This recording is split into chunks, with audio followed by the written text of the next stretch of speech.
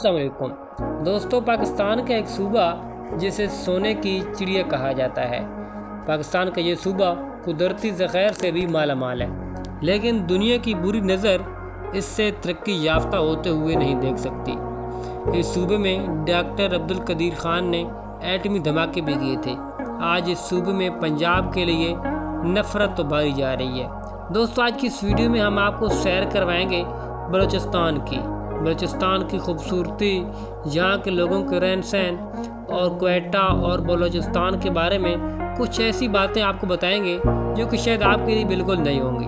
तो नए आने वाले दोस्तों से गुजारिश है कि चैनल को सब्सक्राइब कर लें और वीडियो को मुकम्मल देखिएगा। वीडियो बहुत ही दिलचस्प है। बलूचिस्तान पाकिस्तान का सबसे बड़ा सूबा होने का एजाज़ भी रखता है। इसका कुल रकबा तकरीबन 3,47,190 मुरब्बा किलोमीटर है। ये सूबा ज़्यादातर पहाड़ों और खुश्क सहराओं पर मुश्तमिल है। साल में यहाँ पर तकरीबन 6 से 7 महीनों तक इस सूबे का मौसम इंतहाई गर्म रहता है। यहाँ पर गर्म और खुश्क हवा चलती है। दोस्तों, बलूचिस्तान कुदरती ज़ख़ायर से भी माला माल है। बलूचिस्तान में 3 मशहूर तरीन पहाड़ी सिलसिले भी मौजूद हैं और ये पहाड़ी सिलसिले कुदरती मादनियात से भी माला माल है, जिनमें ज़्यादातर बड़ी मिकदार में कुदरती ज़ख़ायर पाए जाते हैं, जिनमें सोना, कोयला, तांबा और गैस कसीर मिकदार में पाया जाता है। कुछ दुश्मन ममालिक की साजिश की वजह से बलूचिस्तान में पंजाब के ख़िलाफ़ नफ़रत उभारी जा रही है और पंजाबी लोगों का सरेआम कत्ल हो रहा है। पिछले कुछ दिनों में भी कुछ लोगों को बस से उतार कर कत्ल कर दिया गया था। बलोच खुद बहुत अच्छे लोग हैं। बलूचिस्तान में बहुत से कबाइल के लोग आबाद हैं, जिनमें बलोच, पश्तून और भी 2 बड़े कबाइल के लोग आबाद हैं। बलूचिस्तान में भी ज़्यादातर जो ज़बानें बोली जाती हैं, इनमें बलोची और पश्तून सबसे ज़्यादा है। गैर मुल्की दुश्मनी साजिशों की वजह से इस सूबे के हालात ज़्यादातर ख़राब रहते हैं।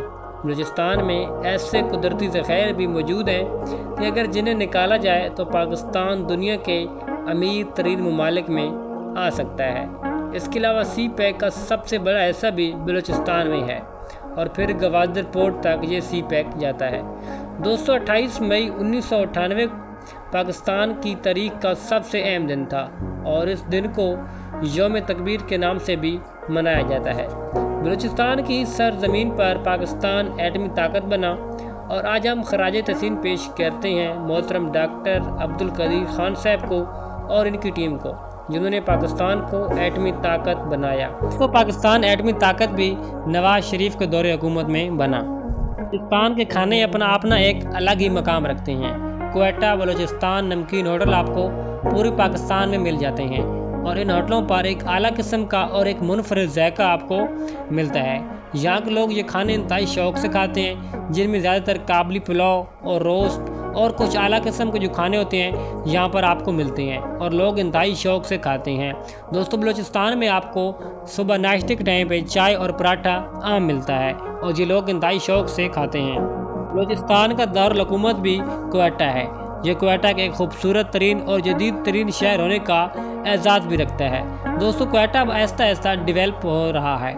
यहाँ पर सर्दियों में आपको और भी बहुत ज़्यादा खूबसूरती नज़र आती है, क्योंकि क्वेटा में आपको हर तरफ सर्दियों में बर्फ़ ही बर्फ़ नज़र आती है और यहाँ के लोग इंतहाई शौक़ से काबली पुलाव और रोस्ट खाते हैं और ये लोग इंतहाई शौक़ से ये चीज़ें इस्तेमाल करते हैं। क्वेटा के लोग इंतहाई शौक़ से पेशावरी खेड़ी पहनते हैं और यहाँ पर ये बनती है और पूरे पाकिस्तान में यहीं से डेवलप होती है।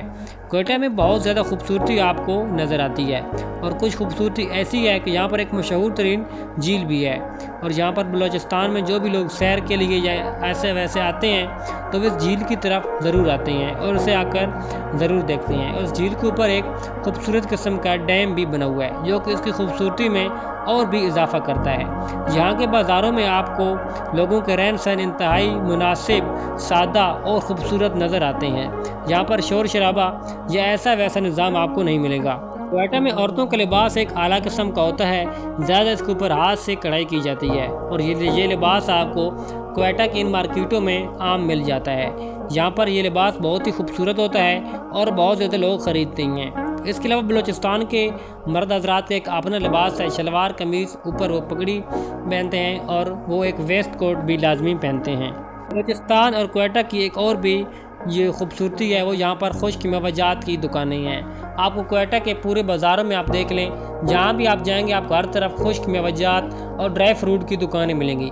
یہاں پر اعلیٰ قسم کا آپ کو ڈرائی فروٹ ملے گا اور انتہائی مناسب ہوگا، اور پوری پاکستان سے ہی ڈرائی فروٹ کوئٹہ اور بلوچستان سے ہی ایکسپورٹ ہوتا ہے۔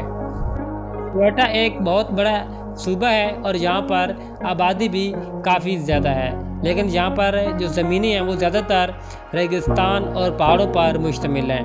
بلوچستان میں کچھ کمیاں بھی ہیں۔